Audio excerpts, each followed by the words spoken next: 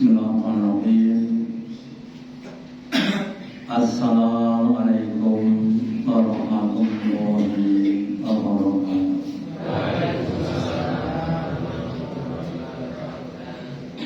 Alhamdulillah, alhamdulillahilladzi at'amana bi ni'matil iman wal islam. Asyhadu an la ilaha illallah wahdahu la syarika lah wa asyhadu anna Muhammadan abduhu wa rasuluhu la nabiyya wa la rasula ba'da. Allahumma sholli ala Muhammad wa ala ali Muhammad kama shallaita ala ali Ibrahim innaka Hamidum Majid. Wa barik ala Muhammad wa ala ali Muhammad kama barakta ala ali Ibrahim innaka Hamidum Majid. Qala Allahu ta'ala fi kitabihil karim. A'udzu billahi minasyaitonir rajim. Ya ayyuhalladzina amanu ittaqullaha haqqa tuqatih wa la tamutunna illa wa antum muslimun. Wa qala bismillahirrahmanirrahim. Alif lam mim. Zalikal kitabu la raiba lil muttaqin alladzina hum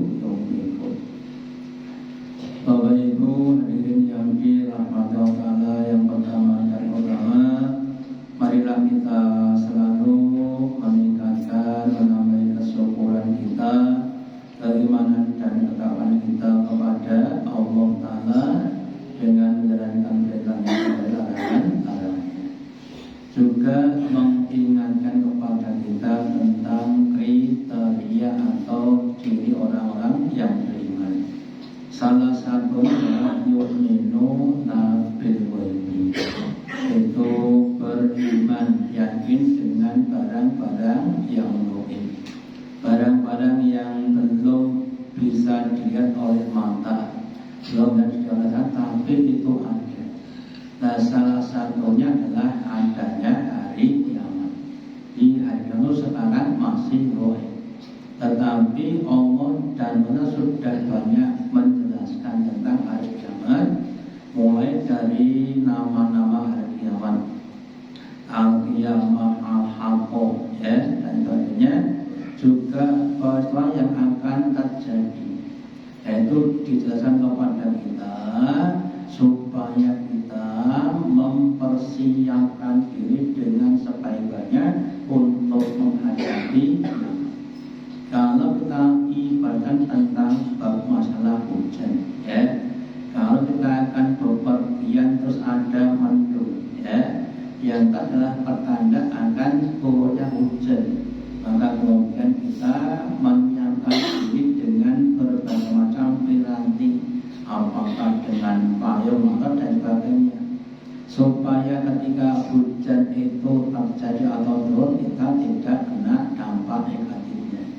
Yang itu sekarang seberapa besar keyakinan terhadap kiamat ditunjukkan oleh amal-amal kita, ya. Yang pertama, Nabi menjelaskan kepada kita bahwa amalan yang pertama kali akan adalah sholat kita, dan akan menjadi penentu nasib kita. Nabi sabdakan, inna awwala ma yaqasabu yang aku yang mencapai adalah sholat. Sesungguhnya permulaan pertama kali apa yang akan bisa dari kiamat adalah dari sholatnya. Fa'in sholakat faqad aflaka wa anjaha. Jika sholatnya seorang hamba itu sholat yang baik, ya, mulai dari waktu-waktunya, tata dan sebagainya, sampai pada kekhusyukannya, faqad aflaka wa anjaha, maka dia sungguh telah beruntung dan selamat dari neraka.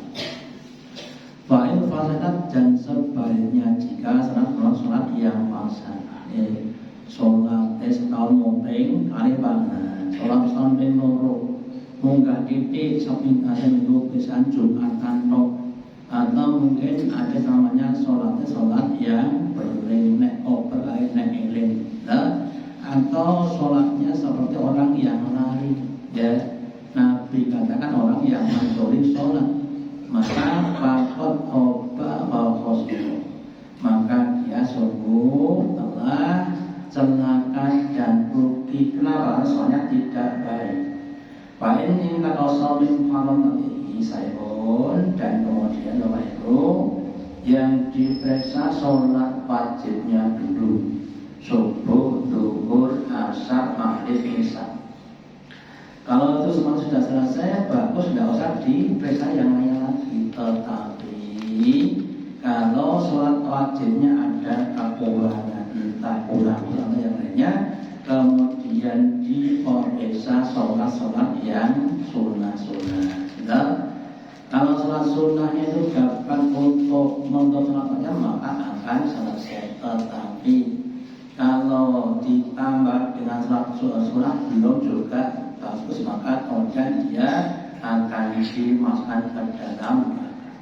Dan dari Bapak Ibu, yang pertama monggo kita berusaha untuk mencermati kembali sholat utamanya sholat 5 waktu.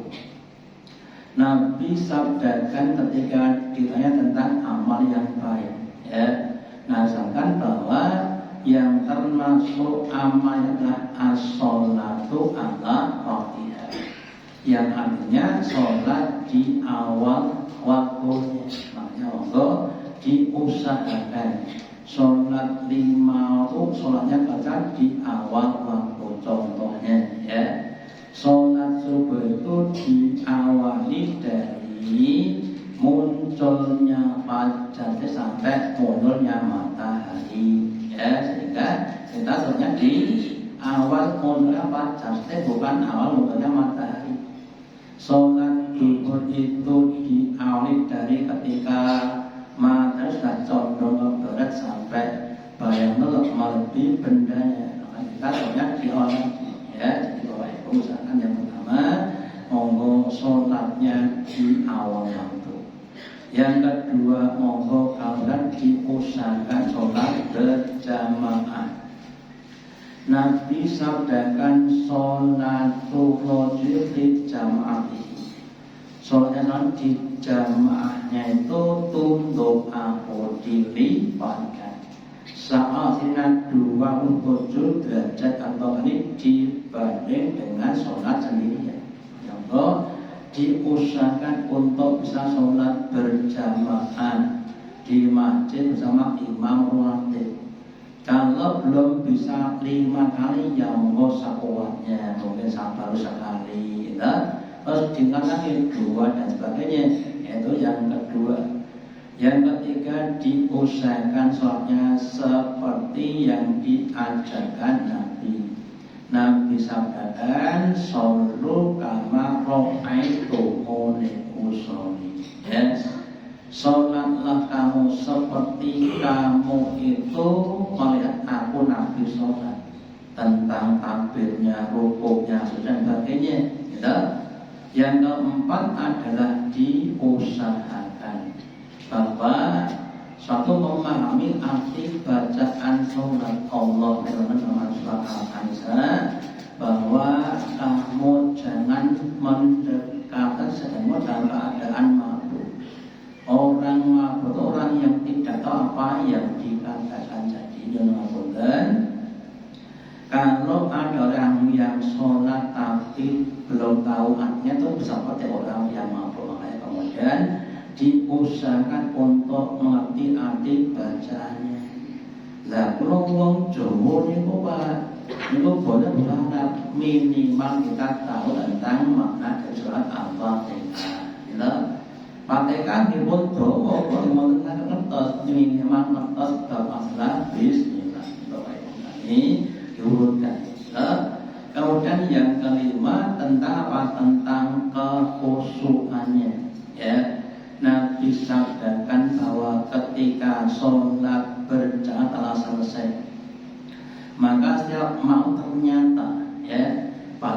sama. Ada yang hafalnya cuma 10% atau 10, ya. Ada yang 8, 7, 6, 5, 4, 2, 1 setengah, ya.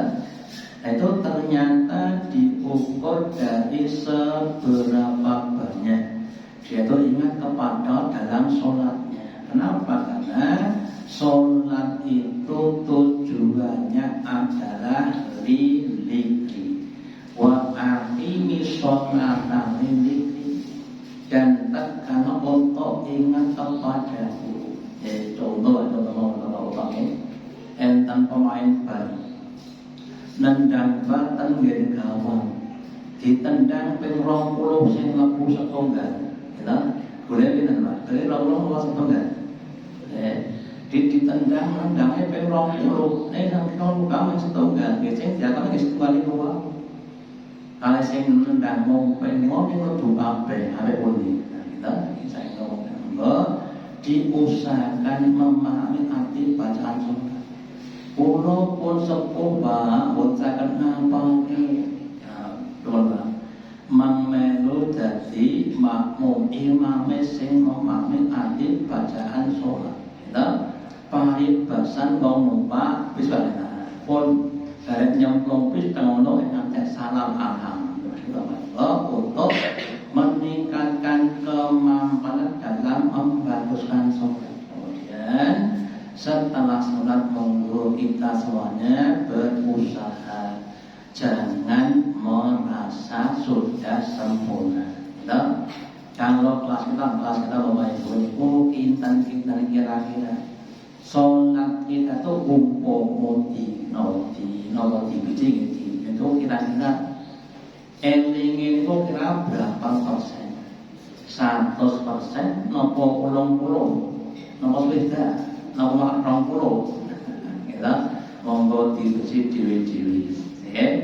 Nah, kemudian menurut saya setelah itu nggak ada yang 100%, kelas alim dan dia 100% awal kita.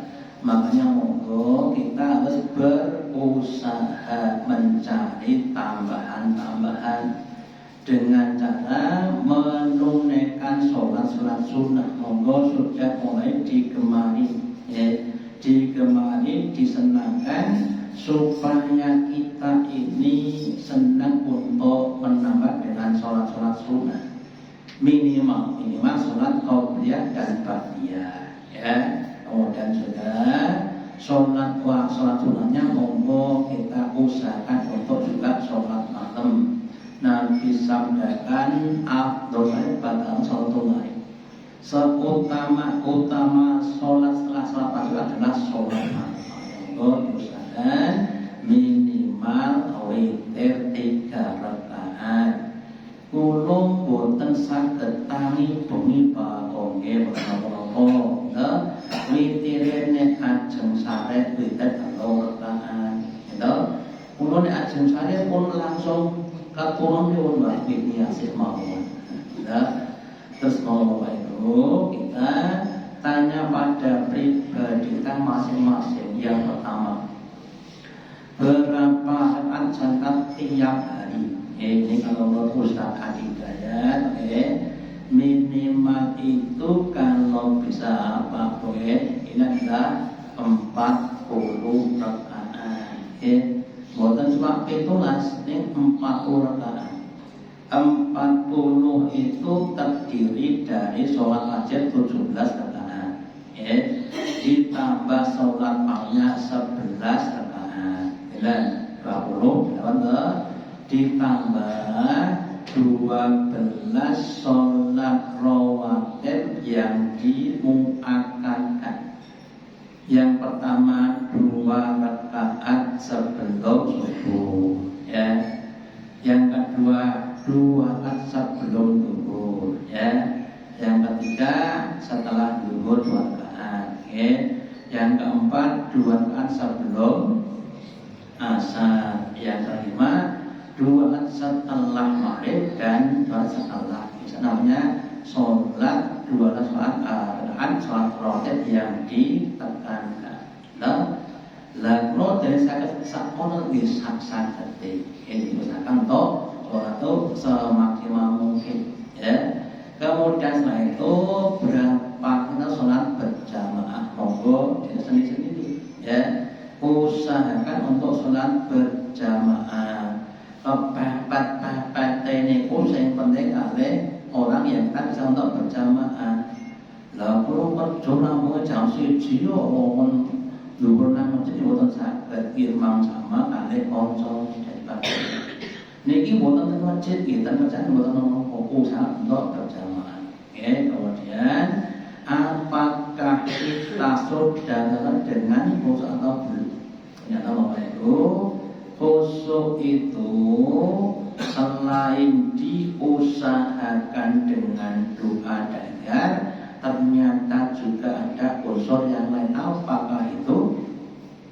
Nabi sabdakan, barang siapa Ibu bisa menjaga pandangannya, Allah akan menjaga sholat bisa khusyuk.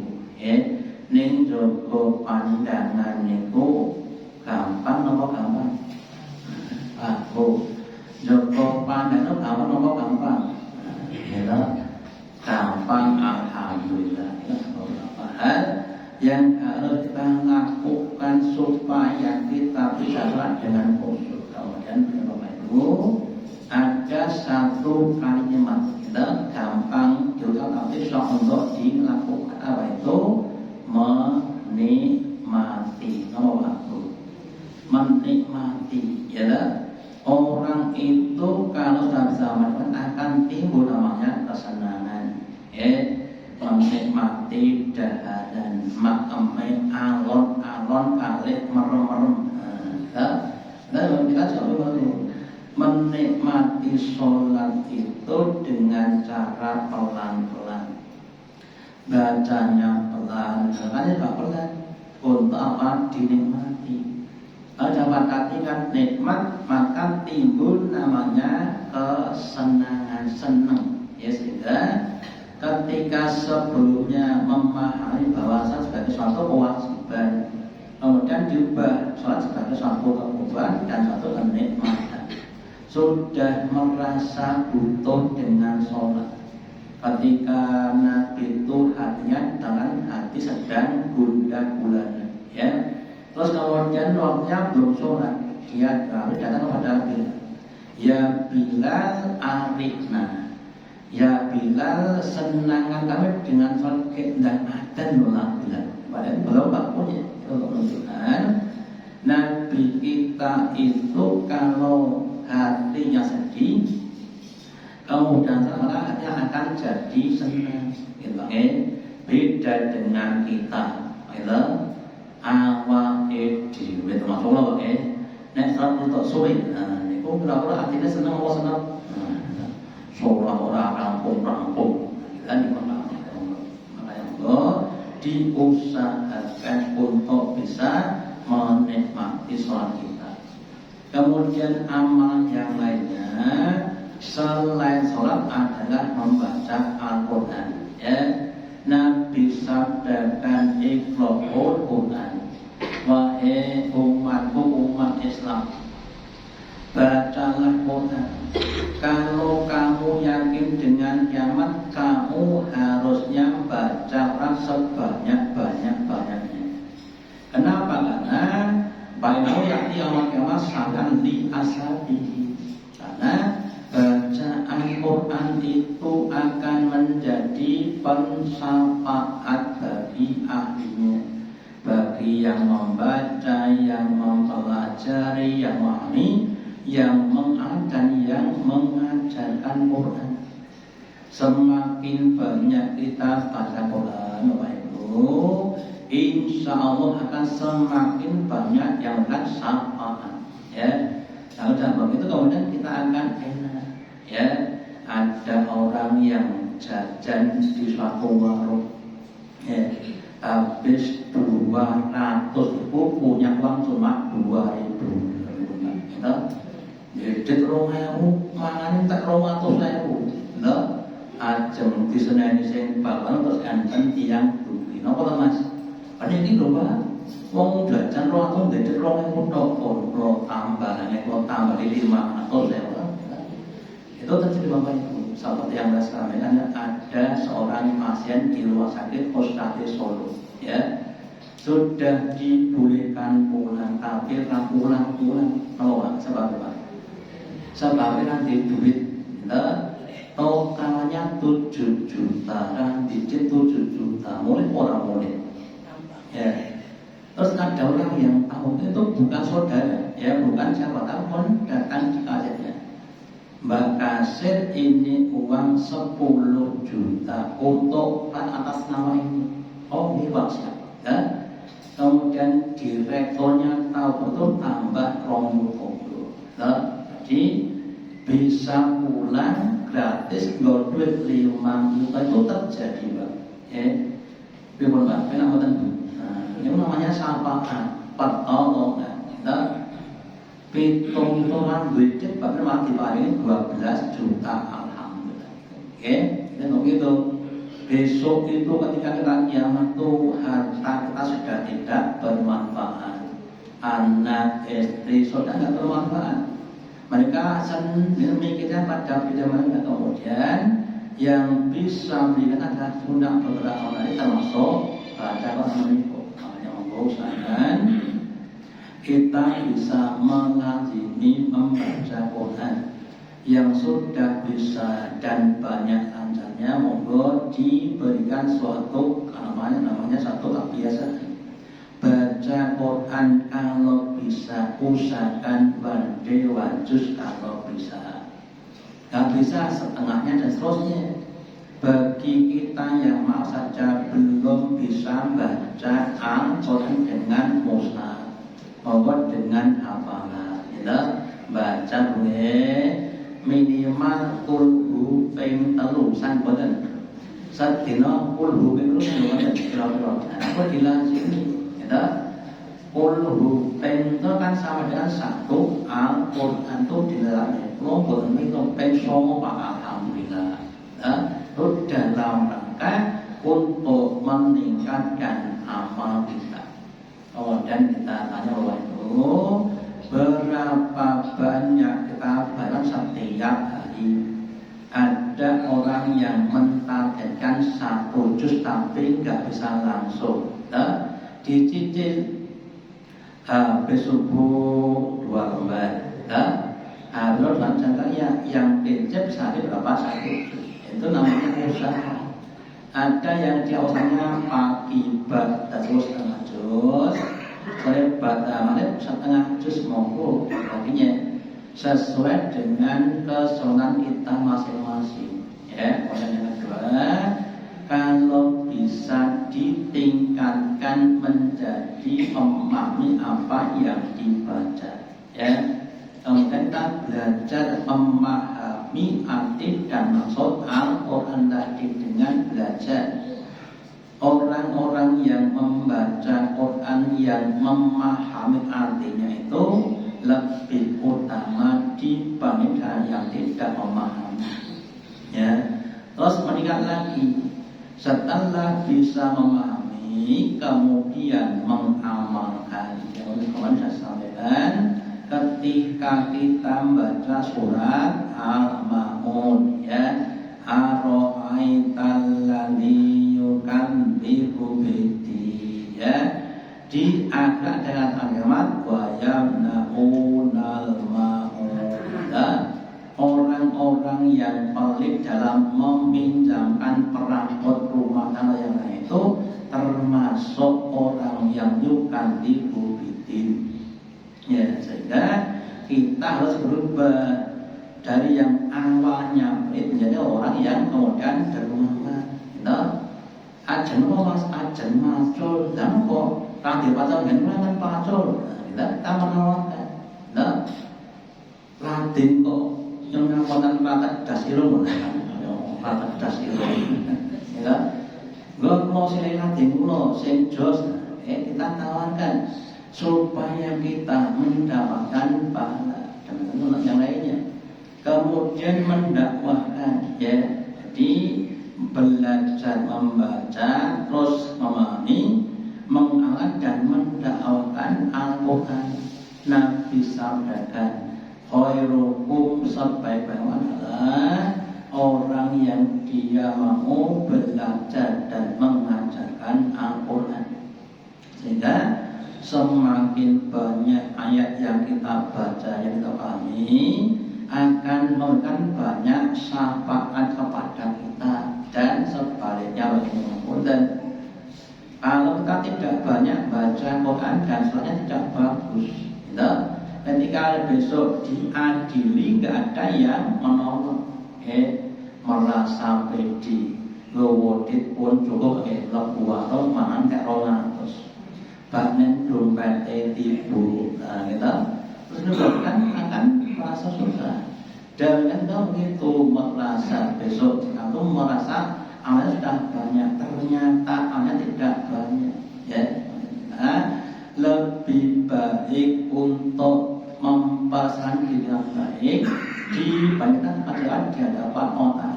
Dan Allah itu monggo kita juga usahakan itu kita lakukan dengan keikhlasan, ya. Berapa amal pun yang kita lakukan, tetapi kalau tidak ikhlas maka tidak akan diterima oleh Allah. Allah firmankan, wa ma bi hasin indallahi illa bi'ala wa la sawfa yantu. Dan semua amal-amal itu tidak akan ditolak kecuali amal yang dengan ikhlas kepada Allah. Untuk ikhlas, ya. Kemudian juga diusahakan dengan istiqomah, ya. Allah akan sampaikan bahwa amal yang paling jelas amal yang istiqomah, ya, kalau bisa sampai akhir hayat, bukan sampai akhir Ramadan, ya. Jadi kita untuk keyakinan kita kepada kalau ditunjukkan dengan karya nyata, tidak cukup dengan kata-kata, ya. Karya nyata berupa apa? Ya, amal-amal tadi. Semakin yakin akan semakin banyak amalnya dan sebaliknya.